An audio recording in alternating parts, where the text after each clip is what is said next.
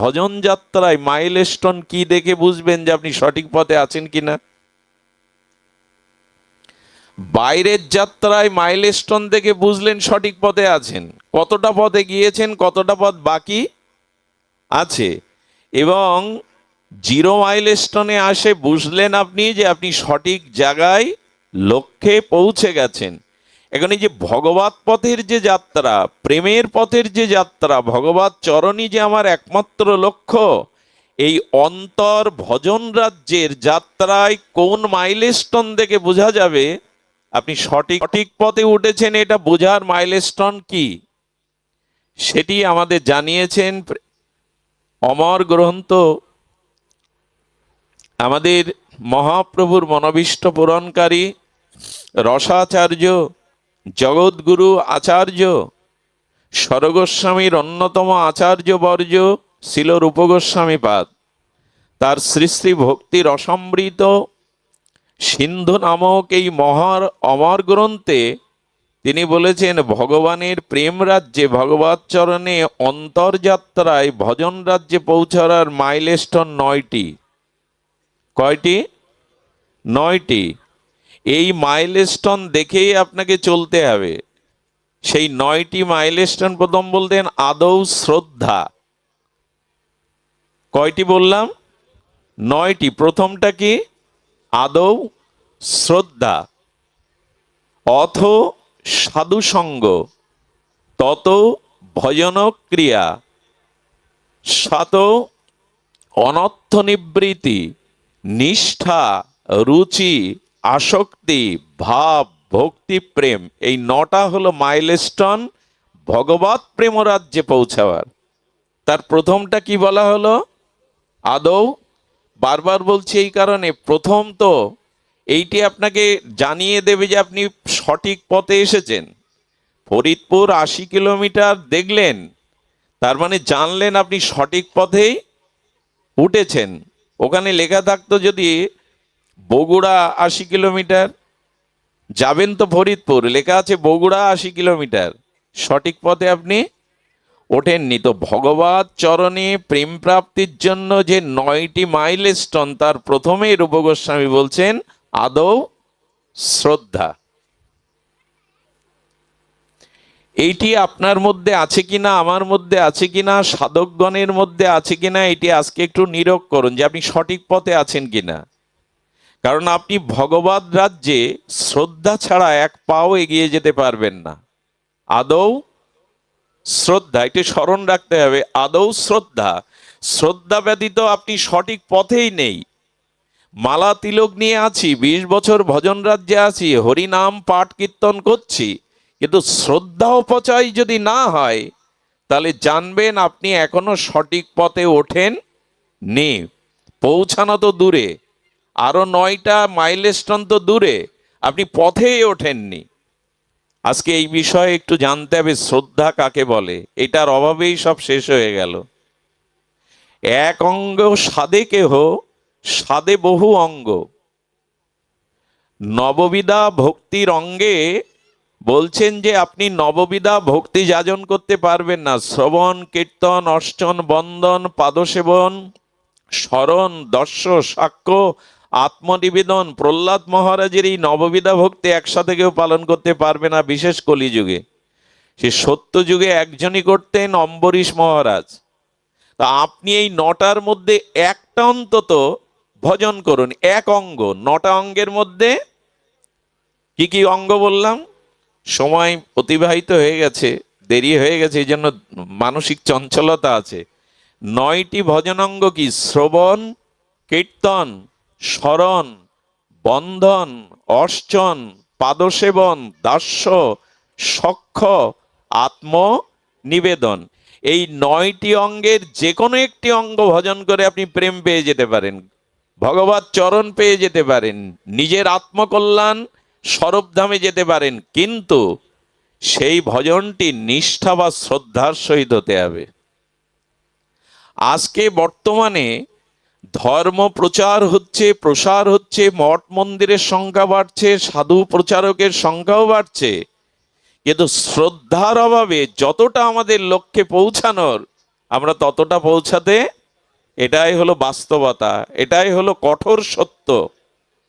কারণ ভগবান বললেন শ্রদ্ধা না হলে জ্ঞান লাভ হবে না, আর বিশুদ্ধ জ্ঞান ছাড়া ভক্তি রাজ্যে পৌঁছাতে পারবে না। দুয়ার দিয়েই তো ঘরে প্রবেশ করবেন, দেয়াল ভেঙে তো ঘরে প্রবেশ করা যাবে না। তো দুয়ারটাই হলো শ্রদ্ধা। এখন শ্রদ্ধা কাকে বলে? শ্রদ্ধা শব্দের কবিরাজ কৃষ্ণ গোস্বামী অর্থ করেছেন সাধু শাস্ত্র বাক্যে সুদৃঢ় নিশ্চৈতিকা বিশ্বাস। সুদৃঢ় নিশ্চৈতিকা বিশ্বাসের নাম হলো শ্রদ্ধা। কি করে বোঝায়? সাধু এবং শাস্ত্র যে বাক্য, এই সাধু এবং শাস্ত্র গুরু বাক্যে সুদৃঢ় নিশ্চৈতিকা দৃঢ় বিশ্বাসের নাম হলো শ্রদ্ধা। এটি এসেছে তো, যদি শাস্ত্রবাক্যে গুরু বাক্যে আর সাধু বাক্যে আপনার শ্রদ্ধা বা সুদৃঢ় বিশ্বাস না আসে।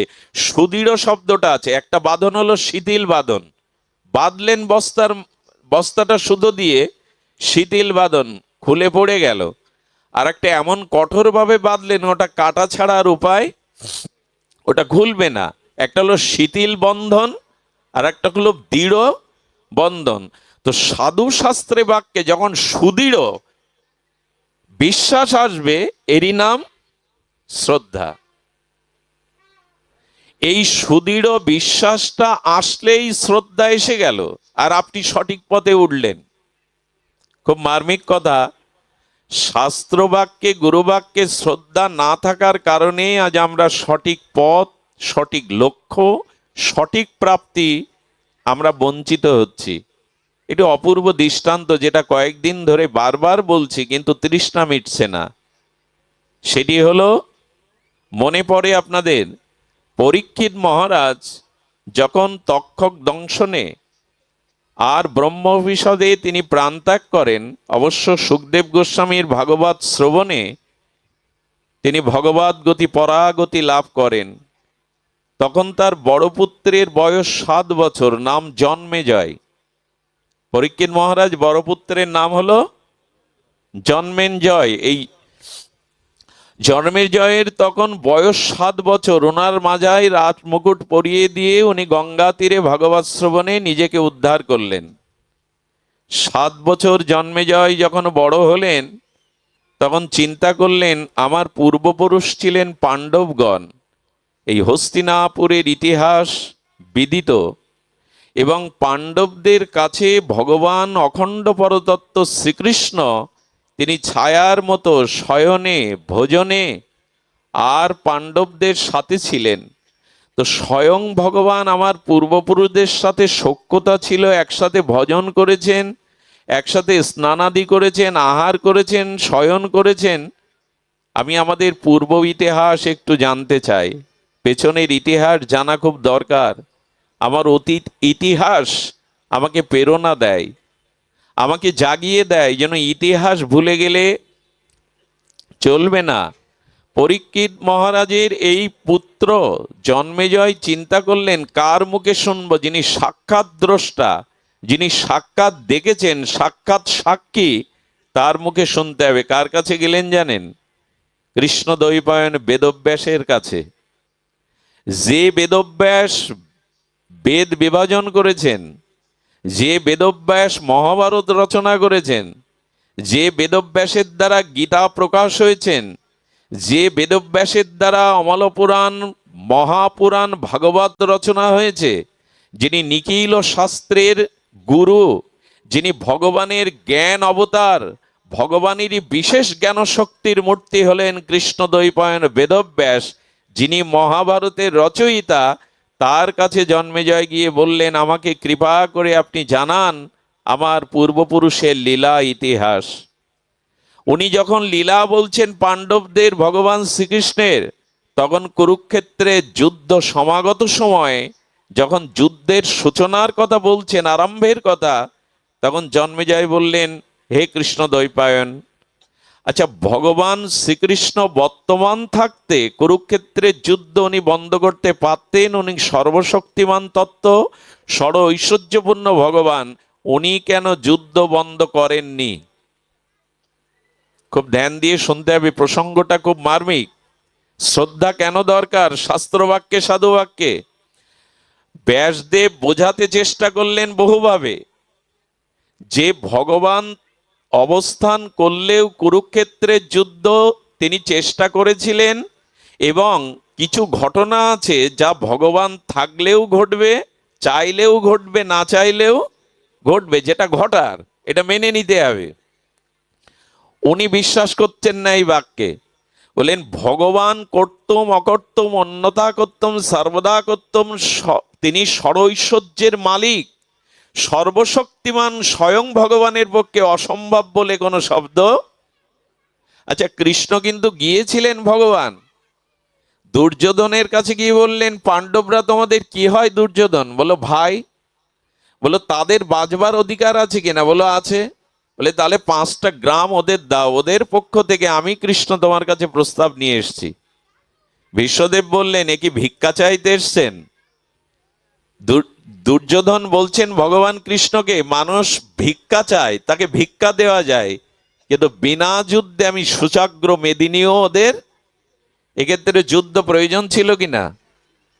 ভগবান গিয়েছিলেন, ভগবান মনে মনে হেসে বললেন, আমি তো জানি যুদ্ধ ঘটবেই, কিন্তু লোক যাতে আঙুল না তোলে যে ভগবান তুমি কি করছিলে, এত লোকক্ষয়, এত রক্তক্ষয়, তুমি চেষ্টা কেন করনি, সেই উত্তর দেওয়ার জন্য তিনি দুর্যোধনের কাছে কয়েকবার প্রস্তাব নিয়ে গিয়েছিলেন। দুর্যোধন বলল, কি ভিক্ষা চাইতে এসছেন? বন্দি করতে গেলেন শ্রীকৃষ্ণকে। ওই রাত্রেই বিদুরের বাড়ি খুদকুড়ো খেয়েই ছিলেন রাত্রিটা, সিংহাসনে বসেননি, ওনার 56 ব্যঞ্জনও পাননি। এখন প্রশ্ন হলো, জন্মেজয় বলছেন আসলে ভগবান যদি চাইতেন যুদ্ধ এড়াতে পারতেন। ব্যাসদেব তখন থমকে গিয়ে বললেন, এ তো শাস্ত্রবাক্যে, সাধুবাক্যে বিশ্বাসই নেই। কি বললেন জানেন? আচ্ছা দেখো, ভগবান চাইলে না চাইলেও কিছু ঘটনা জগতে ঘটবে, কিছু করার নেই। যখন বিশ্বাসই আসলো না সাধুবাক্য, শাস্ত্রবাক্য, তখন বললেন তোমার 5 বছর পর একটা ঘটনা ঘটবে জীবনে, শুনে নাও, দেখো এড়াতে পারো কিনা।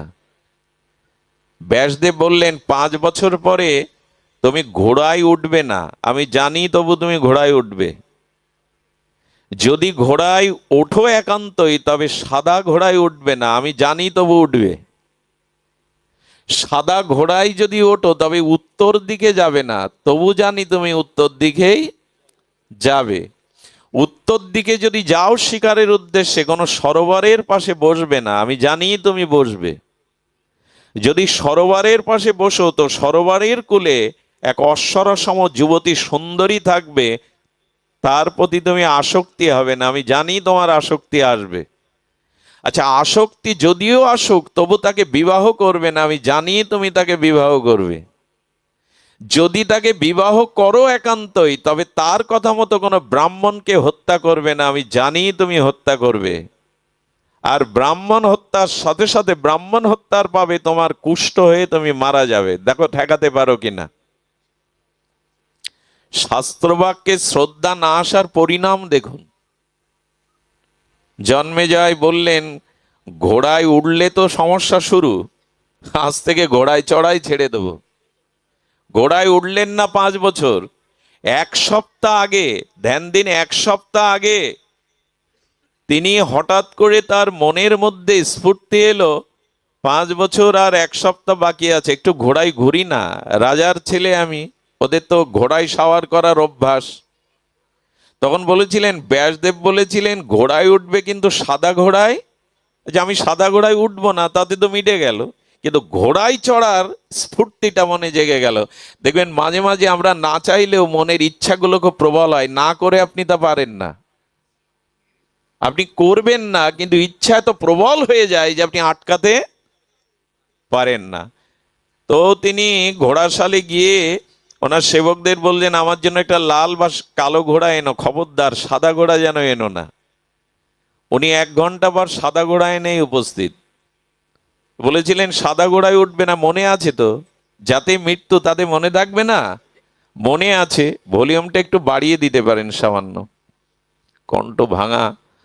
তো বলছেন যে তুমি সাদা ঘোড়ায় উঠবে না বলেছিলেন, তো তুমি সাদা ঘোড়ায় এনেছো কেন? বলে লাল আর কালো ঘোড়া যেগুলো সব জড়ো জড়ো হয়েছে, ওরা পা ফেলে হাঁটতেই পারছে না, আপনি রাজা, আপনার আদেশ তো পালন করতে হবে।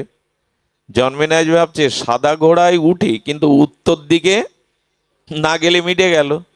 উনি দক্ষিণ দিকে ছুটছেন, শিকার করা অভ্যস্ত, জঙ্গলে হরিণ দেখে তীর নিয়ে শিকারীর শিকার করবার জন্য ছুটছেন, মৃগয়া করবার জন্য। আসলে হরিণটা ছুটল উত্তর দিকেই, এবং উনিও উত্তর দিকে যেতে যেতে তৃষ্ণার্ত হয়ে ক্লান্ত হয়ে দেখছেন প্রস্ফুটিত সরোবর স্নিগ্ধ জলের, নামলেন। বলে উনি বলেছিলেন সরোবর থেকে নামলে একটা সুন্দরীকে অশ্বরীকে দেখবে, কিন্তু আসক্ত হবে না। বলে একটু বসি না, আসক্ত নাই হলাম। যেই না বসেছেন অপরূপ সুন্দরী অশ্বরা সম যৌবনাবতী রত্নকে দেখে আসক্তি হবে না, তা হয়? আসক্তি এসে গেল। আসক্তিতে যখন প্রস্তাব দিলেন তুমি আমার সাথে আমার রাজপ্রাসাদে চলো, বলেন আমি যেতে পারি, আজই বিবাহ করে আমাকে পট্ট মহারানীর মর্যাদা দিতে হবে। এখন আগেই তো রূপ দেখেই তার সব শেষ হয়ে গেছে। দেখুন, একটা পুরুষ তার বীর বিক্রমে বীর্য বিক্রমে একটা রাজ্য দখল করতে পারে অস্ত্র হাতে, অথচ যদি তার প্রকৃতির প্রতি কামনা থাকে, কাম থাকে, তবে রাতের অন্ধকারে সে একটা নারীর লাথিও খায়। এই জন্য গোস্বামী বললেন কাম জয় করাই হলো বীরত্ব, বাহুবলে রাজ্য জয় করাটা বীরত্ব নয়। তো ওই রমণীর মোহে রূপে উনি মোহিত হয়ে বললেন আজই বিবাহ করব, কিন্তু আমার সাথে চলো। উনি ঘোড়ায় নিয়ে রাজপ্রাসাদে আসার পরে বললেন আমি প্রাসাদে ঢুকতে পারি এই মুহূর্তে, বিবাহ করে তবে মর্যাদা দিয়ে ভেতরে পড়ে। এই মোহগ্রস্ত হলে যা হয় পুরুষের। ব্রাহ্মণের সন্ধান দিলেন রাজপুরোহিত, রাজপুরোহিত প্রচারে গেছেন, ওনার ছেলে আছে, তিনি তেমন যথাযোগ্য বেদজ্ঞ নন। বলে এর দ্বারাই হবে। বিবাহের মন্ত্র পড়িয়ে মাল্যদান হলো, মাল্যদানের পরে যখন দক্ষিণা দিয়ে ব্রাহ্মণ প্রণাম করতে যাবে, খুব লক্ষ্য করুন, প্রণাম করতে গিয়ে এই সুন্দরীর গায়ের কাপড় বাতাসে উড়ে গেছে, আর তার উদ্দীপ্ত জ্যোতির্ময় যৌবন দেখে এই ব্রাহ্মণ কুমার মোহিত হয়ে হেসে উঠেছেন, লালায়িত দৃষ্টি দিয়ে তাকিয়েছেন। তখনই এই সুন্দরী বলছেন তোমার বিবাহিত স্ত্রী আমি, তোমার স্ত্রীর যৌবন দেখে কেউ হাসবে, কামাক্ত হবে, তুমি রাজা, তাকে ছেড়ে দেবে? ওর ভিতরে এই ক্রোধ জাগিয়ে দিলেই মাথাটা কেটে দিলেন। কুষ্ঠ দেখা দিল পরের দিনই। চেয়েছিলেন এটা জন্মেজয় একটু সতর্ক হন।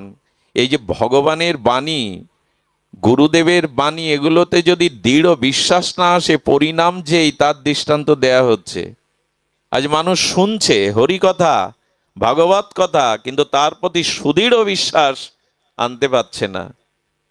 শাস্ত্র আজ্ঞা গুরু আজ্ঞার প্রতি সুদৃঢ় বিশ্বাস যতদিন না আসবে, আপনি প্রেমের রাজ্যে ভজন রাজ্যের প্রথম মাইল স্টোনেও ওঠেননি। হবেটা কি, পৌঁছাবো কি আমরা? শ্রদ্ধাটাই তো গেছে পিতামাতার প্রতি, গুরুদেবের প্রতি। আশ্চর্য, প্রণাম করতে হয়, মন্দির দেখলে সনাতন হিন্দুরা এক আঙুল দিয়ে কপালে এরকম ছোঁয়ায়, পশ্চিম বাংলার মতো।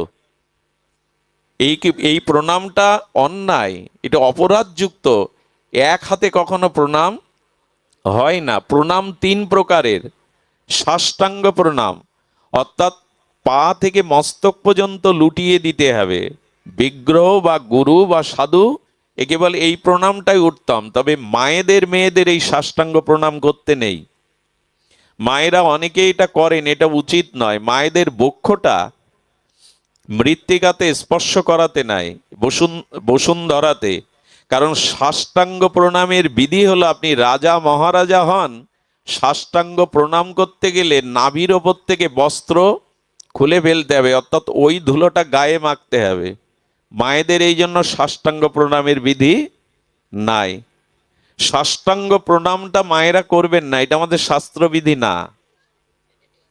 সুধীবৃন্দ, সাষ্টাঙ্গ প্রণামের শঙ্কর মঠ আছে, ওখানে যদি ভারতের প্রধানমন্ত্রীও যায়, তাকে নাভির ওপর থেকে বস্ত্র খুলে, আসলে সাধুর ধুলোটা মাখাতে হবে কি জামাই? কোথায় মাখাতে হবে? অঙ্গে। ধুলি মাখো, মাখো রে, কোথায় মাখবো? আমার চর্মরোগ হয়েছে, জামার উপরে মলম ঘষলে কাজ করবে তো? এই জন্য সাষ্টাঙ্গ প্রণামটা নাভির উপরে বস্ত্র রাখলে হবে না সুধীবৃন্দ। আর প্রণাম হলো পঞ্চাঙ্গ প্রণাম। পঞ্চাঙ্গ প্রণাম কাকে বলে? মস্তক, দুই হস্ত এবং দুই জানু হাঁটু এটি নত করে প্রণাম করার নামই হলো পঞ্চাঙ্গ প্রণাম। আর প্রীতিপূর্ণ প্রণাম হলো যেতে যেতে দাঁড়িয়ে মাথা নস্ত করে দুটি হস্ত বক্ষের কাছে এনে সশ্রদ্ধভাবে জয় রাধে কি নমস্কার কি নমস্তে, যেটাই বলুন আপনি, জয় নিতাই, এটা প্রীতি নমস্কার। বেদেকে নমস্তে বলেছেন, নমস্কার শব্দটাও মার্মিক শব্দ, এটা বলতে পারেন। কিন্তু দাঁড়িয়ে জুতোর ওপরে পা দিয়ে চলতে চলতে এক হাত দিয়ে, এগুলো অপভ্রংশ। শ্রদ্ধাটাই তো মানে না, এই বললে কি মানবে মানুষ? সাধু শাস্ত্র প্রণাম করবার বিধি আছে। গুরুদেবকে, পিতামাতাকে, গুরুবর্গকে সম্মুখে প্রণাম করতে হয় সরাসরি। আর কালীকে, দুর্গাকে এবং শক্তিকে, ভগবান শিবকে প্রণাম করতে হবে ডাইনে রেখে। ভালো করে শীতলা প্রণাম করুন, কালী প্রণাম করুন, দুর্গা মাকে প্রণাম করুন, ভগবান শঙ্করকে প্রণাম করুন। এই প্রণামটা করতে হবে ডাইনে রেখে। আর রাধা কৃষ্ণকে প্রণাম করতে গেলে, যুগল প্রণাম করতে গেলে আপনাকে করতে হবে বিগ্রহকে বামে রেখে। এসব তো কতবার বলা হয়েছে, মানুষ মানে? আর দয়া করে সাধু সন্ত যারা, তাদের পায়ে হাত না দিয়ে দূর থেকে প্রণাম করাই শ্রেয়। তারা যে পথ দিয়ে হেঁটে যায় ওইখানে যে চরণ পড়েছিল ওই ধুলিটা মাখাই শ্রেয়। যাকে আপনি প্রণাম করছেন আপনার কল্যাণ হচ্ছে, কিন্তু তার কিছুটা ক্ষতি হচ্ছে। কিছু মনে নেবেন না। বিশ্ববন্দিত পাবন পদরেণু, যিনি জগৎগুরু আচার্য হয়ে বৈষ্ণব শিক্ষা দিতে এসেছিলেন, প্রাতঃস্মরণীয় পরম বন্দনীয় বৈষ্ণব সেবার মূর্তিমন্ত বিগ্রহ ছিল মুরারিমোহন দাস বাবাজি মহারাজ। ওনার কিডনি বিকল হয়ে যায়, এই রোগেই উনি জগৎ থেকে অপ্রকট হন। কিন্তু রোগটা কি ওনার? কোনো ভক্ত যদি রোগে শোকে যন্ত্রণায় গুরুদেবের চরণে চোখের জল ফেলে কাঁদতে থাকে, গুরুদেব আমার রোগ সেরে দাও, কি মনে মনে জানায়, তখন গুরুদেব তার এই শিষ্যর, এই সন্তানের অশ্রু জলের মর্মবেদনাটা, রোগ সারে না, রোগ সরে। রোগ সারে না কারণ ওটা কর্মফলের দ্বারা আসে, প্রারব্ধের দ্বারা রোগ শোক আসে, ওটা সারে না, ওটা সরে। ওইগুলোই নিতে নিতে আজ ভক্তদের দেওয়া এই রোগ নিতে নিতে তিনি এই পরিণতি এসেছিলেন।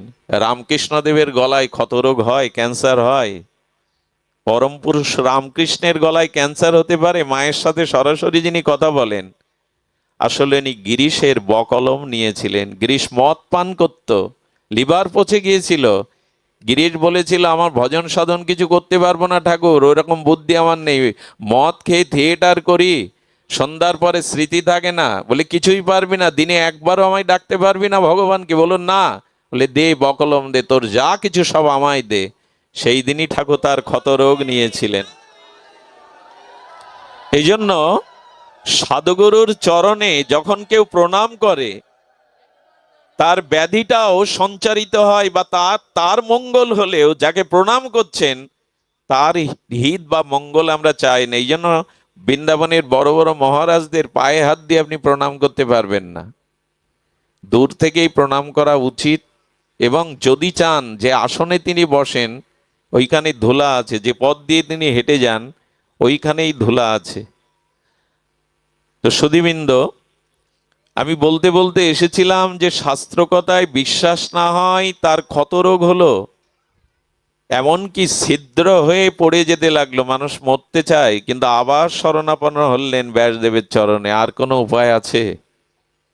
আমার বিশ্বাস হয়েছে যে ভগবান চেয়েছিলেন, তবু কুরুক্ষেত্র হওয়ার ছিল, কারণ আমি সতর্ক ছিলাম, কিন্তু আমার এটা হয়ে গেল। আমি এবার বিশ্বাস করছি যে না, কুরুক্ষেত্র যুদ্ধ হওয়ার ছিল। আমার বাঁচবার উপায় বলুন। বলেন উপায় একটাই, আপনাদের ওই মার্মিক কথা জানায়। বলেন বৈশাপান ঋষির কাছে গিয়ে তুমি মহাভারত শোনো, কৃষ্ণ লীলা শোনো, ভাগবত কথা যদি সাধুমুখে শোনো, এই ব্যাধি থেকে তুমি মুক্ত হতে পারবে। যে কথায় অশ্রদ্ধা এসছে তা যদি শুনতে পারো। আমি নিবেদন করি, হরি কথাতে যদি আপনাদের শ্রদ্ধা হয়, আরে গোকর্ণ উপাখ্যানে, আমাদের ভাগবতের মহিমায় গোকর্ণ উপাখ্যানে আর 85 পর্যন্ত প্রেতাত্মা পর্যন্ত উদ্ধার হয়ে গেল 7 দিনে ভাগবত শ্রবণে। হেন পাপ নেই করেনি, যার আত্মার কল্যাণ হয়নি, যিনি 85 বৎ হয়ে প্রেতাত্মা হয়ে ঘুরছিলেন, 7 দিনে গোকর্ণ মুখে ভাগবত শ্রবণ করে তার আত্মা উদ্ধার হয়ে গেল। ভাগবত আমাদের হৃদয় পিশাচিও দূর করে, অভদ্রতা দূর করে, অনন্ত জন্মের ভোগবাসনা দূর করে। এই জন্য পরিপূর্ণ শ্রদ্ধা রেখে হরিকথা সাধুমুখে শ্রবণ করো, এটাই উপায়। একমাত্র কল্যাণের উপায় এটাই বলে দিলেন, যাও বৈষ্ণবপন ঋষির কাছে গিয়ে এই কৃষ্ণ কথা শোনো। কিন্তু আবার সতর্ক করলেন, সতর্ক তো আমরা হই না, আবার সতর্ক করলেন, এবার যদি লীলা শুনতে শুনতে আবার সন্দেহ হয়, তাহলে যে লীলাগুলিতে যে হরিকথাগুলোকে তোমার বিশ্বাস বা শ্রদ্ধা আসবে, ততোধিক এক একটা করে ক্ষত সরে যাবে, নিরাময় হয়ে যাবে। কিন্তু যে লীলাতে বিশ্বাস হবে না, ওটি সারবে না, ওর দ্বারাই তোমার মৃত্যু ডেকে আনবে। তুমি এটা বলে দিলে শ্রদ্ধা তো আসেই। উনি বৈষ্ণবপন ঋষির কাছে শুনতে শুনতে যখন শুনলেন, শুনবে জন্মে যায়। তোমার পূর্বপুরুষ পঞ্চপাণ্ডবদের মধ্যে দ্বিতীয় ভীমসেনের গায়ে ঈশ্বর প্রদত্ত কেমন বল ছিল জানো? বলে কেমন? বলে ভীম যদি ঈশ্বর প্রদত্ত বলের দ্বারা হাতে করে একটা হাতিকে শূন্যে ঘুরিয়ে ছুড়িয়ে দিতেন, তো সেটা সৌরমণ্ডলে স্যাটেলাইটের মতো ঘুরতো, এমন বল ছিল ভীমের গায়ে। উনি হেসে উঠে বললেন, আদৌ এটা সম্ভব না। আবার অবিশ্বাস এলো। বললেন, ভীমের শ্রীঅঙ্গে ভগবত প্রদত্ত এমন বল ছিল যে উনি হস্তিটাকে যদি শূন্যে উঠে ঘুরিয়ে ছুড়িয়ে দিতেন, স্যাটেলাইটের মতো উপরে ঘুরতো। উনি বললেন, এ আমার বিশ্বাস হয় না, আমার পূর্বপুরুষ ভীমসেনের গায়ে এই বল। বৈশাবন বললেন, কিছু করার নেই, হরিকথাতে যদি লীলাতে বিশ্বাস না আসে, সেই ক্ষতটাই সারেনি, তাতেই জন্মেজয়ের মৃত্যু হলো। দয়া করে যখন ভাগবত শ্রবণ করবেন, এর প্রতিটি বাক্য, এর প্রতিটি অক্ষর যে চির শাশ্বত সত্য, এটি দৃঢ় বিশ্বাস করে নিয়ে যান। এই বিশ্বাস এলেই আপনার জীবনে মঙ্গল ঘটবে, কল্যাণ ঘটবে। সুধীবৃন্দ, শুধু বিশ্বাসটুকু চাই। রাম বলতে পারছে না, মরা বলছে, তাতেও ব্রহ্মাজি বলে দিলেন, মরাই বলো। এই মরাতেই বিশ্বাস এলে মরা বলতে বলতেই রাম হবে, আর তাতেই তোমার কল্যাণ হবে। মরা বললে রাম হয়, কিন্তু বিশ্বাসটি ছিল এটাই ভগবানের নাম। এই বলতে বলতেই তার শ্রদ্ধা এলো। আমি প্রথম মাইলস্টোন বলেছি কি? শ্রদ্ধা, আদৌ শ্রদ্ধা। এটি ফিরিয়ে আনুন। বক্তার প্রতি যদি শ্রদ্ধা না থাকে, সে বক্তার আলোচনা শুনে আপনার কাজ হবে না। শাস্ত্রের বাক্যের প্রতি যদি আপনার এই আষাঢ়ে গল্প, যুক্তিবাদী মন, আর বিশেষ করে দীনকৃষ্ণর মতো যারা এখন উদয় হয়েছে, তাদের কীর্তনাদি শুনলে, ভাগবত শুনলে মনে হয় সব আষাঢ়ে গল্প। আজকের দিন তো যুক্তিতর্কের দিন, কিন্তু সব কিছুতে যুক্তিতর্ক আনা যায় না। আচ্ছা, আমি গিয়ে বলছি আমার খুব ক্ষুধা লেগেছে, খেতে দিন, খুব ধ্যান দিন, সবকিছু যুক্তিতর্ক দিয়ে আপনি বোঝাতে পারবেন না। এখন যিনি দাতা, অন্নদাতা, তিনি বলছেন, ক্ষুধাটাকে দেখাও, ক্ষুধাটাকে প্রমাণ করো, তারপরে আমি তোমায় খেতে দেব। চোখ মুখ অবাক হয়ে আসছে, পেটটা কোগড়ে যাচ্ছে, এতে প্রমাণ হয় ক্ষুধা পেয়েছে? এতে ক্ষুধা দেখানো যায়? আরে একজন তার্কিক বলছে, ভগবান আছে, যদি দেখাও বিশ্বাস করতে পারি। তখন উনি বলছেন, ভগবান আছে, দেখালে তুমি বিশ্বাস করবে। সুধীজন, আগে আমরা ফল চাইছি, পরে বৃক্ষ চাইছি, এটা হবে তো? আগে ফল চাইছি, তারপরে বৃক্ষ চাইছি, এটা হবে না। বৃক্ষ থেকেই ফল হবে। সুধীবৃন্দ, এই জন্য শাস্ত্র বলছেন যে, তিনি বলছেন ভগবান দেখাও, তবে ভগবানে বিশ্বাস করব। ওই যুক্তিকে খণ্ডন করবার জন্য উনিও বুদ্ধিমান। উনি বললেন আপনি কখনো স্বপ্ন দেখেন? বলে কাল রাত্রেই দেখেছি। বলে ওই স্বপ্নটা আমাকে দেখান, আমি ভগবান আপনাকে দেখাবো। স্বপ্ন দেখাতে পারবেন আপনি কাউকে যে স্বপ্ন আপনি দেখেছেন? কিছু জিনিসের আছে যুক্তিতর্কের মধ্যে যাবেন না, কুতর্ক গর্তে পড়লে আর পা ভেঙে যাবে, উঠতে পারবেন না। এখন তো চারিদিকেই এইসব আষাঢ়ে গল্প বলা হচ্ছে, মহাভারত, পুরাণ, রামায়ণ। কিন্তু জানেন ইন্দোনেশিয়ার মতো রাষ্ট্রে রামায়ণকে তারা জাতীয় পুস্তক হিসাবে স্বীকৃতি দিচ্ছে। সৌদি আরব চিন্তা করছে যে মহাভারতকে তাদের পাঠ্যপুস্তকে আনা যায় কিনা। এত রাজনৈতিক প্রজ্ঞা মহাভারতে, এত ইতিহাস, আমরা হিন্দুরা এটাকে আষাঢ়ে গল্প বানিয়ে রেখেছি। আজ রামায়ণ মহাভারত কাপড় দিয়ে, লাল কাপড় দিয়ে শিখেতে তোলা, ও আর পাঠ করাও হয় না, গবেষণাও নাই। সুধীবৃন্দ, পৃথিবীর কোন দার্শনিক আজ পর্যন্ত গীতার একটি শ্লোককে অবৈজ্ঞানিক ব্যাখ্যা দেওয়ার সাহস পাননি, সমালোচনা করার সাহস পাননি।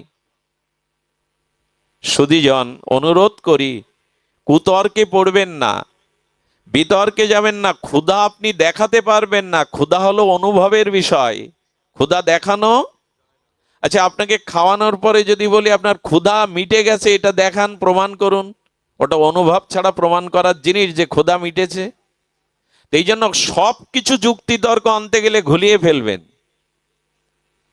দয়া করে সাধু শাস্ত্র বাক্যে বিশ্বাস আনুন। এই বিশ্বাস যদি আনতে পারেন তখনই আপনি জানবেন আপনি লক্ষ্যপথে উঠেছেন। আর এই শ্রদ্ধার মাইলস্টোনের পরে হলো সাধু সঙ্গ। শ্রদ্ধা না এলে কিন্তু সাধু সঙ্গ করে লাভ নেই। গীতার একটা বাণী শ্রদ্ধা সম্পর্কে খুব স্মরণযোগ্য। গোবিন্দ বললেন, শ্রদ্ধাহীন যাগ যজ্ঞ তপস্যা যে কর্মই করো সে কর্ম হস্তি স্নানের ন্যায় নিষ্ফল। অনেকের ঘুম আসছে, ঘুমায় না মা সামনে, কি বলছেন শুন, ঘুম আসার সময় হয়ে গেছে, আমি তো ঘুমের সময় আসছি। সুধীবৃন্দ লক্ষ্য করুন, কিন্তু আজ ঘুমায়েন না। গীতায় বলছেন যাগ যজ্ঞ আর তুমি যত ভগবত আরাধনা করো, শ্রদ্ধাহীনের পক্ষে সেটা হস্তি স্নানের ন্যায় নিষ্ফল। হাতি কি করে? সরোবরের নির্মল জলটা গিয়ে আগে ঘুলিয়ে নেয়। আচ্ছা স্নান করবি কর, উঠে আবার ধুলোয় গড়াগড়ি দিলি, তাতে তো কাদাই হয়ে গেল। তো বললেন শ্রদ্ধা যার নাই তার কাছে ভগবত যাগ যজ্ঞ কর্ম সব হস্তি স্নানের ন্যায় নিষ্ফল। দয়া করে শ্রদ্ধা আনুন। আর এই শ্রদ্ধা যার প্রতি নাই তার সঙ্গ করেও এগোনো যাবে না, দোষ দৃষ্টি এসে যাবে, কুতর্ক এসে যাবে, এতে ভগবত ভক্তির পথ রুদ্ধ হয়ে যাবে। সুধীবৃন্দ, দ্বিতীয়টা কি বলা হলো? এর পরের মাইলস্টোন হলো সাধু সঙ্গ। সাধু সঙ্গ শ্রদ্ধার দ্বারা করতে হবে, তবে পুরোপুরি শ্রদ্ধা প্রথমে আসবে না। শ্রদ্ধা এলো, সাধু সঙ্গ করলেন। আপনারা এত দূর থেকে এত কষ্ট করে শ্রদ্ধা না থাকলে এসেছেন? এখান থেকে 100 কিলোমিটার দূর থেকেও মানুষ এসছে। কেন এসছে? হরি কথাতে, ভগবত কথাতে তাদের শ্রদ্ধা আছে বলেই তো এসছে। এই শ্রদ্ধাটা আরো পাকাপোক্ত হবে যখন সাধু সঙ্গ করবেন। সাধু সঙ্গটা হলো দ্বিতীয় মাইলস্টোন, কিছুটা এগিয়ে গেলেন। আর এই সাধু সঙ্গ যথার্থ না হলে আপনার পরবর্তী পথ আপনার রুদ্ধ হয়ে যাবে।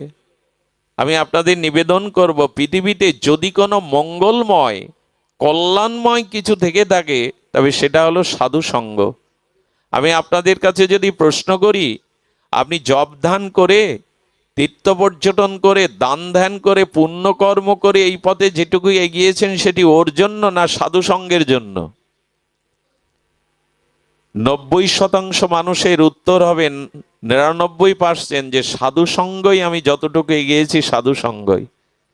দান ধ্যান জপ ধ্যান করে খুব বেশি মনকে শোধন করতে পারিনি, যতটুকু এই পথে এগিয়েছি সাধু কৃপায়, মহতের কৃপায়, তাছাড়া হবে না।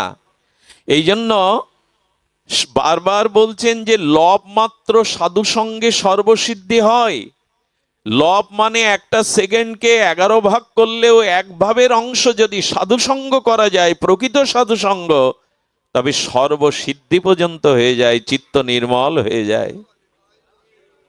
সুধীবৃন্দ, এই জন্য ভগবান পায় আর না পায়, ভগবানের দর্শন পায় আর না পায়, ভগবানকেই বলবেন তোমাকে পায় আর না পায়, তোমার শুদ্ধ সাধু সঙ্গ যেন পায়, তোমার শুদ্ধ সাধু সঙ্গ যেন পায়। আমার বাবা বলতেন, আমার জন্মদাতা পিতা বলতেন, আমাকে ছোটবেলায় কোলে বসে এটা শুনিয়েছিলেন, আমাকে বলছেন ভগবানের থেকে সাধুর প্রতি বেশি শ্রদ্ধা আনবি। বললাম তা কি করে হয়? বললো গুরুতে সাধুতে ভগবানের থেকে অধিক শ্রদ্ধা প্রকটে করবি। বলে কেন? বললো ভগবান যা দিতে পারে না সাধু তা দিতে পারে। ঘটনাটা এখনো আমার মনে আছে। দেখুন, দেবর্ষিবাদ নারদ যাচ্ছেন, একটু ধ্যান দিয়ে শান্ত হয়ে শুনুন। দেবর্ষিবাদ নারদ যেতে যেতে তিনি ক্লান্ত শ্রান্ত হওয়ার কারণে এক মায়ের গৃহে ঢুকেছেন। তুলসী আছে, আর সেই ভক্তিমতী মনে করে বললেন, মা এক গ্লাস জল আমাকে দাও তৃষ্ণার। মাটি জল আনার পরে দেখছেন ওনার মুখটা ম্লান, অর্থাৎ কি যেন দুঃখ ভারাক্রান্ত হৃদয়ে মুখ ভারী করে আছে। বলল কি মা, তোমার অভাব কি? তুমি এভাবে মন মলিন করে কেন আছো? ব্যথাটা আমায় খুলে বলো। বললো আপনি দেবর্ষিবাদ নারদ? বলে হ্যাঁ মা। বলে একটু ভগবানের কাছে চাইবেন তো, জানাবেন তো আমার জীবনে সন্তান নাই, যদি একটি সন্তান গোবিন্দ বা আপনার কৃপায় আমাকে ভগবান দেন। তো উনি বললেন, মা আমি গোবিন্দের কাছ থেকে জেনে এসে তোমায় কালই জানাবো, ভগবানকে নিবেদন করব তোমার জন্য, যাতে তুমি একটা সন্তান লাভ করতে পারো। দেবর্ষিবাদ নারদ যখন ভগবানের বৈকুণ্ঠে গিয়ে বললেন, প্রভু একটা অনুরোধ, একটা নিবেদন, আপনি এই মাকে একটু সন্তান কৃপা করে দান করুন। ভগবান তখন একটু ভাবনা দিয়ে বললেন, নারদ ওর প্রারব্ধে মা ডাকটা এই জন্মেও শুনতে পাবে না, মা ডাক ওর ভাগ্যে এই জন্মে নেই, ওর প্রারব্ধে নেই, তাকে জানিয়ে দাও, তোমার আশায় থাকবে। নারদ জানানোর পরে আর কোনো আশা থাকে কি ওই মায়ের?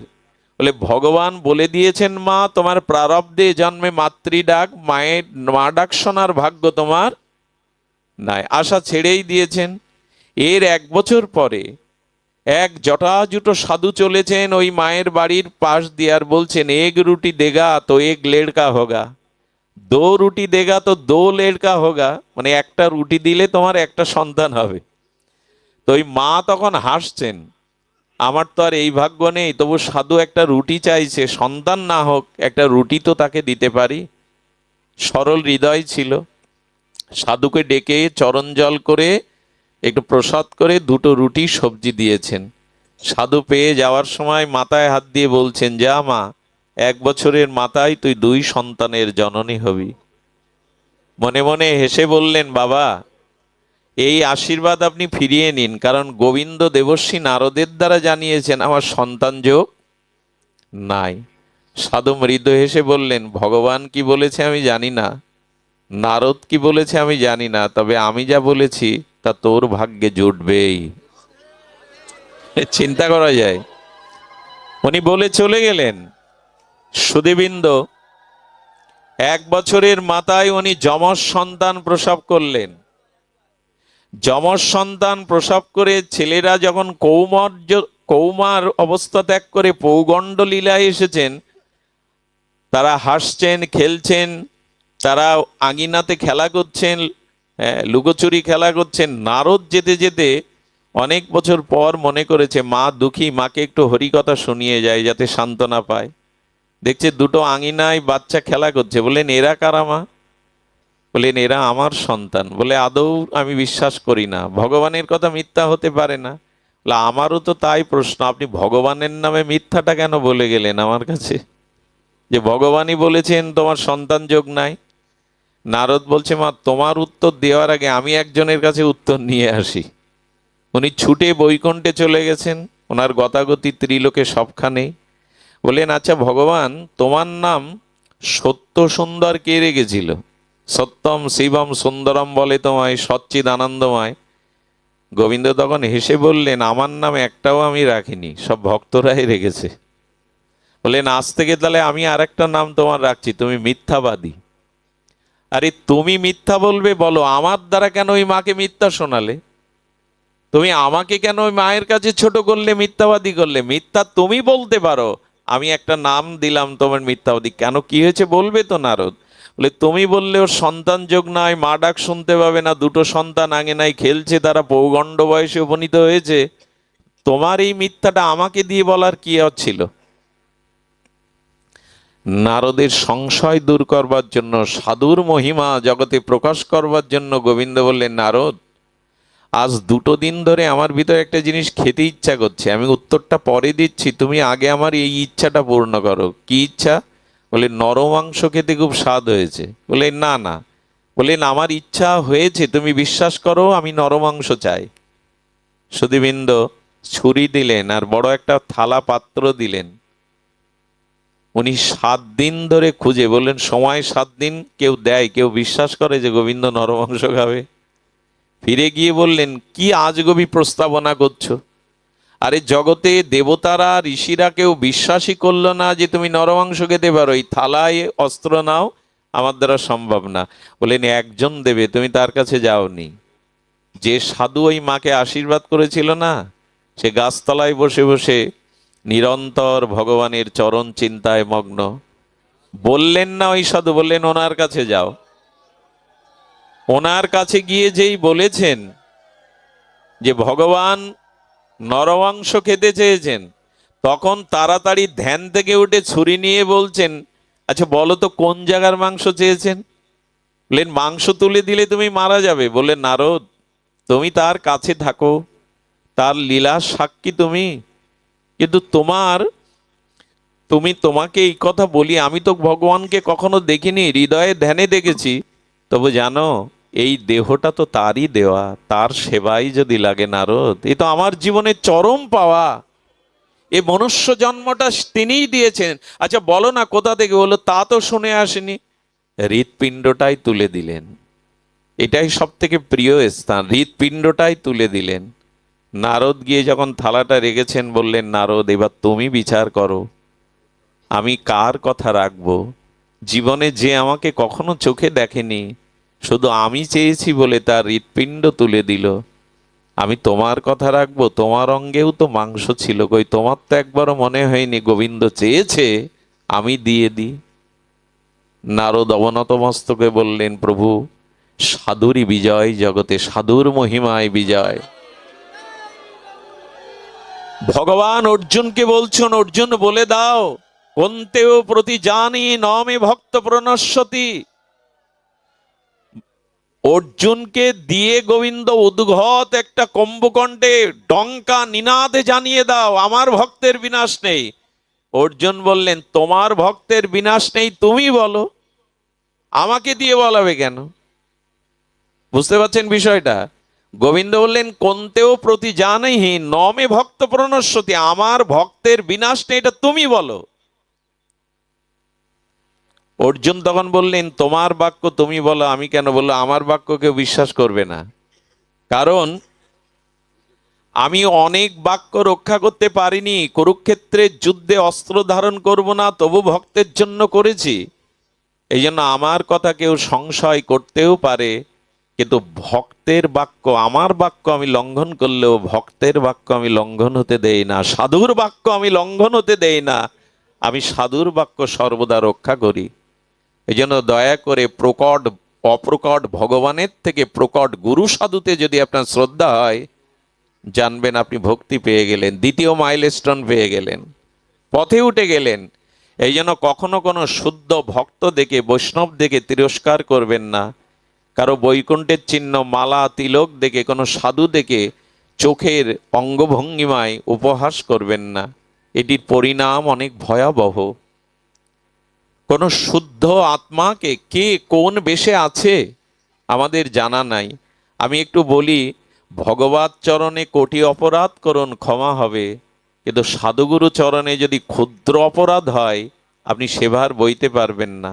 জানেন অষ্টবক্র মুনি এসেছিলেন ভগবান শ্রীকৃষ্ণের সাথে দ্বারকায় দেখা করতে। ভগবান তাদের চরণ জল করলেন, প্রণাম করলেন, তারাও ভগবানকে প্রণাম নিবেদন করে ইষ্ট গোষ্ঠী করে চলে যাচ্ছেন।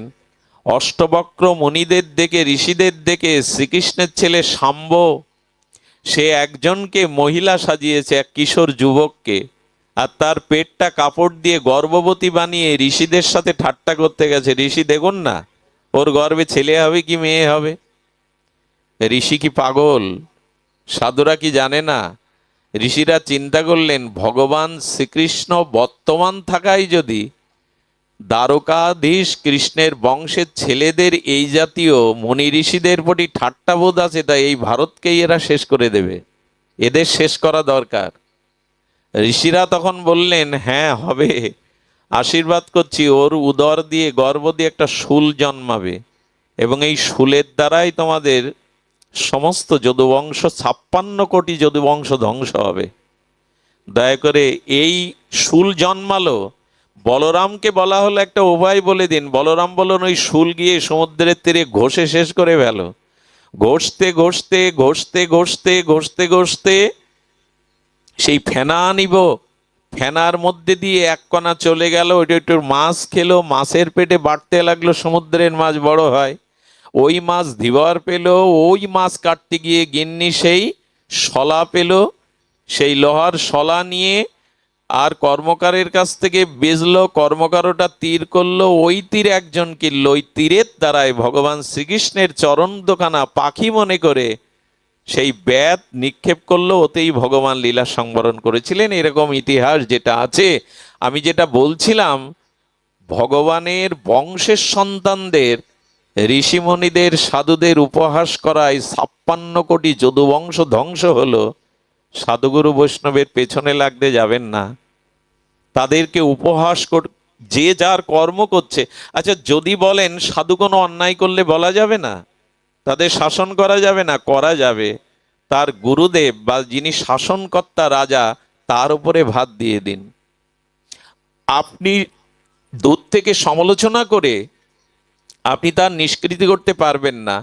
ইতিপূর্বে যদি সাধুচরণে কোনো অপরাধ হয়, আমি দয়া করে সেই সাধু যদি বেঁচে থাকেন, তার চরণে গিয়ে ক্ষমা প্রার্থনা করবেন বারবার। ভগবান বললেন, হরিদাস ঠাকুরের কাছে পাঠিয়েছিল লক্ষ্যহীরাকে রামচন্দ্র খান। লক্ষ্যহীরাকে উদ্ধার করে রামচন্দ্রের প্রতি অভিশাপ দেননি, কিন্তু এই যে অপরাধ করেছিল ভক্তচরণে, তাতে করে রামচন্দ্রের খানে বংশও শেষ হয়ে গিয়েছিল। ব্রহ্মা শ্রীকৃষ্ণের সখার গোবৎস রাখালদের হরণ করে গুহার মধ্যে, পর্বতের মধ্যে, পাহাড়ের মধ্যে 1 বছর আটকে রেখেছিল।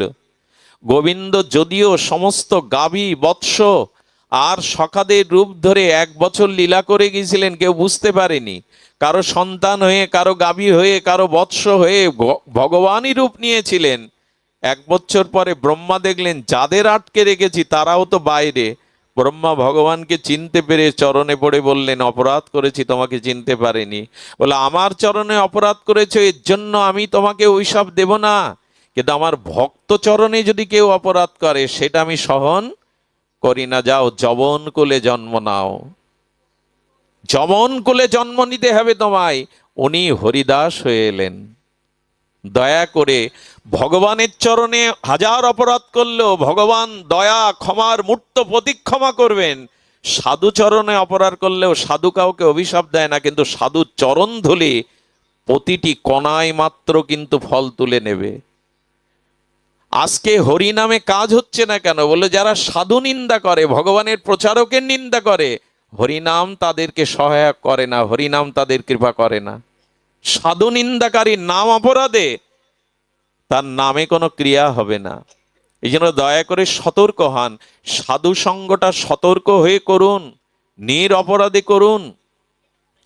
আমাদের শাস্ত্রে বারবার বলছেন যে সাধুর প্রতি যথার্থ শ্রদ্ধা রেখে সাধু সঙ্গ করুন, আপনার চিত্তে কি আসবে? আচ্ছা, রস থেকে চিনি হয়, চিনি থেকে মিশ্রি হয়, কিন্তু মিশ্রি চিনিতে রস থাকে কিনা? রসই তো থাকে। চিনি চুষলে কি থাকে? রস দেখা যায় না। রসটাই তো গুড় হয়ে চিনি হয়েছে, কিন্তু চিনির মধ্যে দানা হলে কি হবে? রস আছে। ঠিক তেমনি এই এক একটি সিঁড়ি পূর্বটা পরে গিয়ে মিশেছে। প্রথমে শ্রদ্ধা এলো, তারপরে কি এলো? সাধু সঙ্গ এলো। এই শ্রদ্ধাটা কিন্তু নষ্ট হলো না, সাধু সঙ্গের শ্রদ্ধাটা আরো অধিক বেড়ে গেল। আর এই সাধু সঙ্গ যখনই হলো তখন আরেকটি মাইলস্টোন সামনে এলো, সেটা হলো ভজন ক্রিয়া। এটি বলেই পাঠ রাখবো, কি এলো? ভজন ক্রিয়া। অর্থাৎ আপনি সাধু সঙ্গ ঠিক ঠিক করছেন কিনা আর একটা মাইলস্টোন দেখা দেবে, আপনার জীবনে পরিবর্তন আসবে, স্বভাবের পরিবর্তন, আপনার জীবনে ভজন চলে আসবে। যদি সাধু সঙ্গ করেও হরিনামে রুচি না আসে, স্বভাব পরিবর্তন না হয়, আপনার ভজনে যদি অগ্রগতি না হয়, জানবেন সাধু সঙ্গ এখনো আপনার হয়নি। সাধু সঙ্গ হলো তো ভজন আপনার জীবনে এলো। যে ভজন আমি করতাম না, যে ভজন অঙ্গ আমার অনুশীলন ছিল না, ওই ভজন আপনার আসবেই। সাধু সঙ্গ করে যদি ভজন না এলো, জানতে হবে সাধু সঙ্গ যথাযথ আপনার হয়নি।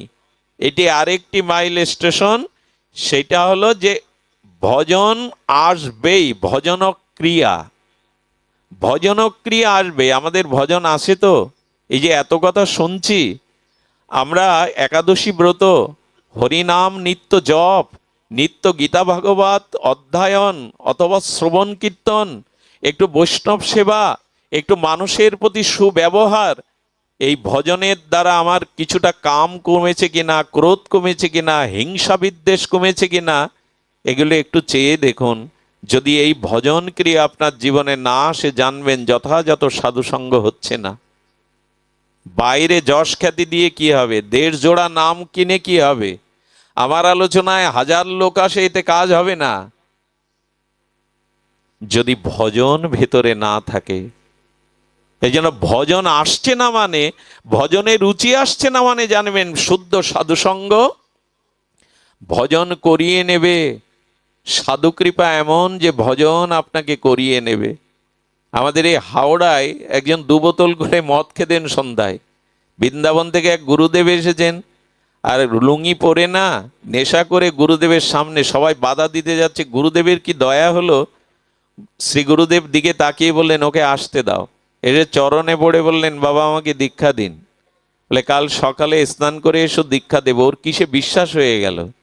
সকালে এলো, বাবা ওকে ধুতি পরিয়ে একটা তুলসীর মালা দিয়ে কানে মন্ত্র দিয়ে বললেন, আচ্ছা মদ ক গ্লাস করে খাস? বললেন, সন্ধ্যায় 2 গ্লাস করে লাগে। বললেন, আর একটা কু অভ্যাস আছে, পর স্ত্রীর প্রতি আসক্তি আছে? বললো, আছে বাবা, মিথ্যা বলবো না। বললো, যা, আমি যে নাম তোর কানে দিলাম, প্রতিদিন একবার করে একটু স্মরণ করবি, আমি দেখি তোর ওই কুঅভ্যাস শক্তি বেশি না আমার কৃপার শক্তি বেশি। যা, কোনটার শক্তি বেশি আমি দেখব। বিশ্বাস করুন, 1 সপ্তাহ বাদে উনি নেশা ছেড়ে দিয়ে মালা তিলক পরে হাড়ি পাতিল কিনে এনে ভগবানের ভোগ লাগিয়ে প্রসাদ পেতে লাগলেন। শুধু তাই না, করতাল বাজিয়ে ভোরবেলা নগর কীর্তন করতে বেরোতেন। 6 মাস পরে বাবা আসলে বললেন, এই দেখ সাধু সঙ্গের মহিমা, দেখ শ্রী গুরুদেবের ভজন ক্রিয়া দেখ। এই জন্য আমরা ভজন করছি বটে, এটা আমাদের চিত্ত যদি শুদ্ধ না হয়, কাম ক্রোধ লোভ হিংসা আমাদের ভেতর থেকে যদি কিছুটা ক্ষয় না হয়, তো জানবেন ভজন ঠিক ঠিক হচ্ছে না। সাধুসঙ্গ না হলে ভজন আসবে না। আর ভজন ক্রিয়া যখনই আসবে আপনার মধ্যে, একটু হরিনাম, একটু সাধুসঙ্গ, একটু বৈষ্ণব সেবা, একটু গোবিন্দের চরণে ফুল তুলসী, যখন এই ভজন আসবে আপনার, তখনই আপনার অনাথের মেঘগুলো কেটে যাবে। পূর্ব জন্মের যে কুসংস্কার ভোগ, এটা তখন কেটে যাবে। সুধীবৃন্দ, বিশ্বাস করুন হরিকথাতে। আরে একজন পাহাড়ে উঠতে গিয়ে আর সৌন্দর্য দেখতে গিয়ে স্লিপ করেছে, তো পাহাড়ের একটা ঝুড়ি, গাছের ঝুড়ি ধরে ধুড়িয়ে পড়েছে, নিচে পড়লেই তো মৃত্যু। ও তখন বাঁচবার জন্য মাথাটা নিচের দিকে ঝুড়িতে ঝুলে বলছেন, হে ভগবান শঙ্কর, হে আশুতোষ, কৃপা করো। ভগবান শঙ্কর তখন বললেন যে, দেখ তুই হাত ছেড়ে দে, নিচে পড়, আমি তোকে ধরবো। আমাকে যখন ডেকেছিস আমি তোকে রক্ষা করব। বললেন, ঠাকুর ঠিক ঠিক বিশ্বাস হচ্ছে না ধরবে কি না। বলে, এক কাজ করো, আগে আমাকে দেখা দাও, তাহলে বিশ্বাস করবো যে তুমি ধরবে। সুধীবৃন্দ, আমাদের অবস্থাটা তাই। শ্রদ্ধা বিশ্বাস আগে স্থাপন করুন শাস্ত্রবাক্যের প্রতি, যে সাধুসঙ্গ করলে ক্রিয়া হবে। সাধু সঙ্গের মহিমায় আপনার চিত্তশুদ্ধি হবে, এটি আগে বিশ্বাসে আনুন, শ্রদ্ধায় আনুন। শ্রদ্ধার সহিত সাধুসঙ্গ করুন। সাধুসঙ্গ করলে ভজন ক্রিয়া আসবে, আর যত ভজন করবেন তত আপনার কাম, ক্রোধ, লোভ, অনাদিকালের ভোগ বাসনা দূরে সরে যেতে লাগবে। একে বলে অনর্থ নিবৃত্তি। অনর্থগুলো যা বাধা দিচ্ছে ভগবত পথে, এই অনর্থগুলো নিবৃত্তি হয়ে যাবে। সুধীবৃন্দ, অনর্থ নিবৃত্তি হয় গুরু সেবা, বৈষ্ণব সেবা, ভগবত সেবা করলে এটা হয়। মনে পড়ে রামানুজাচার্যজি, এই শ্রী রামানুজাচার্য, ইনি এই যে ভক্তির মহিমা, উনি একবার যেতে যেতে, কর্ণাটকে যেতে যেতে এক গরিব ভিখারির, একরকম ভিখারি ভিক্ষা করে খায়, সেই শিষ্যর বাড়ি গেলেন। আর ওনার স্বামী ভিক্ষায় গেছেন, স্ত্রী বাড়িতে আছে। মা গুরুদেবের পাদর্ঘ করে পদস্খলন করে বসতে দিলেন, ভালো আসনও নাই, একটা শুভ্র শাড়ি পাতিয়ে দিলেন। বাবার সাথে আরো ভক্তবৃন্দ আছে, রামানুজাচার্য, বলরামের যিনি অবতার, এই চার সম্প্রদায়ের অন্যতম ভক্তির আচার্য। বললেন, মা দুপুরে তোর বাড়িতেই সেবা নেব। কত ধনীর কাছে গিয়ে, কত বড় লোকের কাছে গিয়ে চাইলেন, কিন্তু কেউ দিতে রাজি হলো না। শেষ পর্যন্ত কি করেছিলেন, ওই সুন্দরী সতী রূপবতীর প্রতি ওই গ্রামের এক লম্পট ধনীর পুত্রের লালসা ছিল। সুধীবৃন্দ, বহুবার প্রস্তাব দিয়েছে, তোমাকে রানী করে রাখবো, সোনায় মুড়িয়ে রাখবো, তুমি আমার ইচ্ছা পূর্ণ করো। আজকে ওই মহিলা মনে করেছে আমি হয়তো নদীতে ঝাঁপ দেব। এ মুখ কি করে দেখাবো? যার গৃহে সাধু এসছে, গুরুদেব এসছে, তাদের সেবার জোগাড় আমার কাছে নেই, এ মুখ আমি গুরুদেবকে দেখাবো না। নদীতে যেই ঝাঁপ দিয়ে মরতে যাবে, নদীর স্বচ্ছ জলের মধ্যে গুরুদেবের মুখটা ভেসে উঠেছে। গুরুদেব যেন বললেন, মরে তো সমস্যার সমাধান নাই রে। গুরুদেবের মুখ দেখে মরাও হলো না। চিন্তা করলেন, এই শরীর রেখে কি হবে? আজ আমি শরীর বিক্রি করে বৈষ্ণব সেবা করব। ওই লম্পটের দুয়ারে চলে গিয়ে বললেন, আমি আজ আপনার কাছে বিক্রি হতে এসছি। আমার গৃহে কিছু অতিথি এসছে, আচার্য সাধুগণ এসছে, তাদের সেবার কিছু উপাচার চাই। বললেন, তোমাকে 2 বছর ধরে প্রলোভন দেখিয়ে আমি তোমার মন বশ করতে পারিনি। সাধুকে আমি জানি না, বৈষ্ণবকে আমি জানি না, তবে যাদের কারণে তুমি বিক্রি করতে এসছো, ধন্যবাদ দিতে হয় তাদের। নিয়ে যাও, 200-500 লোকের সেবার দ্রব্য যা লাগে নিয়ে যাও, কিন্তু কথা দিতে হবে আজ নিশীতে তুমি আমার কাছে আসবে। বললেন, আমার দেহ আমি বিক্রি করে গেলাম। ওই নিয়ে সেবা হলো। সন্ধ্যা যখন হলো, তখন স্বামীকে এক ঘরের মধ্যে ডেকে নিয়ে, গুরুদেব আছেন ঘরে, স্বামীকে এক ঘরের মধ্যে ডেকে নিয়ে চরণে বলে বলছেন, বড় অপরাধ করেছি। এই জীবন যৌবন, ইহকাল পরকাল আপনার চরণে ব্রহ্মা অগ্নি সাক্ষী করে দিয়েছিলাম, তা আপনার অজান্তে আজ মহা অপরাধ করে বসেছি। আমার দেহটাকে আমি একজনের কাছে বন্ধক দিয়ে এসেছি। বললেন, কি বলছো তুমি, বলো খুলে। বলে, এই যা উপাচার দেখলেন, ঘরে তো ছিল না। গুরুদেবের সেবার জন্য আমি এক ধনী দুলালের কাছ থেকে এই রাত্রে দেহটা বন্ধক দিয়ে তার সেবার উপাচার এনেছি। স্বামীর চোখে জল এসে গেল, দুটো হাত ধরে জড়িয়ে বললেন, যদি ভগবানের কাছে কিছু চাইতে হয় চাইবো, তোমার মতো সহধর্মিনী যেন জন্মে জন্মে পায়। আরে দায়িত্ব ছিল আমার, বাড়িতে গুরুদেব এসেছেন, তার সেবার দায়িত্ব ছিল আমার, আমি পারিনি। কিন্তু তুমি আজ সেই গুরুদেবের সেবার জন্য দেহ বিক্রি করে দিয়েছো, ধন্য তুমি। তবে শোনো, আমি প্রসাদ গুছিয়ে দিচ্ছি। যার দ্রব্য গুরু সেবায়, ভগবত সেবায় লাগে, তাকে লম্পট বলো না, সে লম্পট না। তোমার কোথাও ভুল হচ্ছে। সবার দ্রব্য কি ভগবানের সেবায় লাগে, ভক্ত সেবায় লাগে? ধন জন তো সকলের আছে, সৎ কাজে সবার ঐশ্বর্য, সবার ধন ব্যয় হয় না। তুমি জেনে রাখো, যার দ্রব্য গুরু সেবায়, ভগবত সেবায় লাগে, সে লম্পট হতে পারে না। তুমি যাও, তার কাছেই প্রসাদ নিয়ে যাও। পৃথিবীতে ঘটে যাওয়া, এই কলিতে ঘটে যাওয়া, 500-700 বছর আগে ঘটে যাওয়া ঘটনা। উনি লাল পেড়ে সাদা কোলের শাড়ি পরলেন, হাতে কিছু প্রসাদ নিলেন, প্রসাদ নিয়ে যখন তার দুয়ারে গেলেন, এদিকে কি হয়েছে জানেন? গুরুদেব কি জানে না কোথা থেকে এই অন্ন এনেছে? গুরুদেব ভগবানকে এই এই ভক্ত মহিমা প্রকাশের জন্য গুরুদেব এসেছে, বৈষ্ণব সেবার মহিমা। সঙ্গে সঙ্গে কি করেছেন গুরুদেব? অন্নটা ভগবানকে নিবেদন করে বলেছেন, প্রভু যা দ্রব্য কাজে লাগলো তার চিত্তটা তুমি শুদ্ধ করে দাও।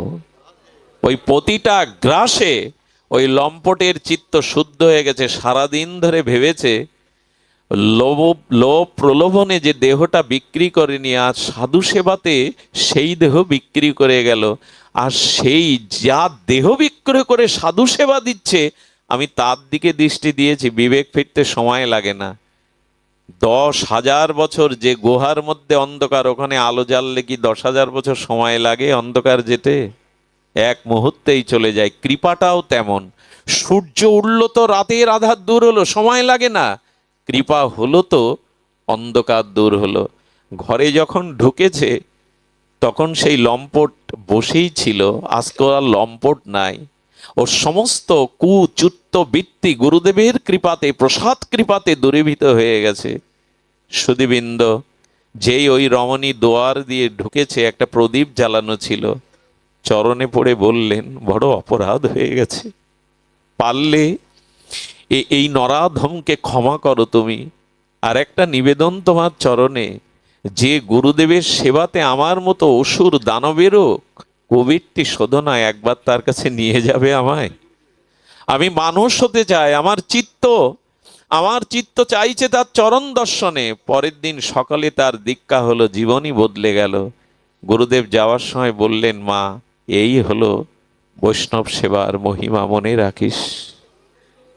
সুধীবৃন্দ, আমাদের জীবনে এত ত্যাগ নাও থাকতে পারে, কিন্তু জানেন সাধু সেবা, বৈষ্ণব সেবা, এগুলির মহিমা অনন্য। আর সেবা মানে শুধু পঞ্চ ব্যঞ্জন রান্না করে সাধুকে দেবা না, সাধুর আদেশকে, সাধুর নির্দেশকে জীবনে চরিত্রার্থ করলে, জীবনে চরিত্রায়ন করলে সাধু দেখে যে আনন্দ পান, এরই নাম সেবা। আমি যদি দেখি শাস্ত্র কথা শুনে আপনি জীবন বদলেছেন, ভগবত পথে এগিয়েছেন, এটাই হলো সেবা। সেবা শব্দের অর্থ হলো আনন্দ। শুধু ভালো প্রসাদ আদি দিয়ে, পঞ্চ ব্যঞ্জন দিয়ে সেবা করা, ধুতি 1000 টাকা প্রণামী দিলেই কি সেবা হয়?